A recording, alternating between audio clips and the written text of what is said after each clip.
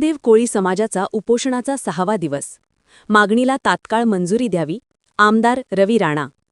नागपूर येथे यशवंत स्टेडियम येथे महादेव कोळी मोर्चा काढून आमरण उपोषण करण्यात आले असून आज उपोषणाचा 6वा दिवस असून आंदोलनकर्त्यांच्या मागण्यांना तात्काळ मंजुरी द्यावी अशी मागणी आमदार रवी राणा, उमेश धोणे यांनी महाराष्ट्र राज्याचे मुख्यमंत्री व सर्व मंत्री यांच्याकडे करण्यात आलेले आहे.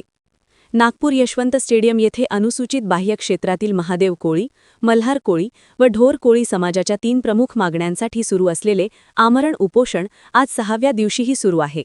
या आंदोलनासंदर्भात शासनाने तात्काळ स्पष्ट निर्देश द्यावेत अशी मागणी आमदार रवी राणा यांनी केली आहे.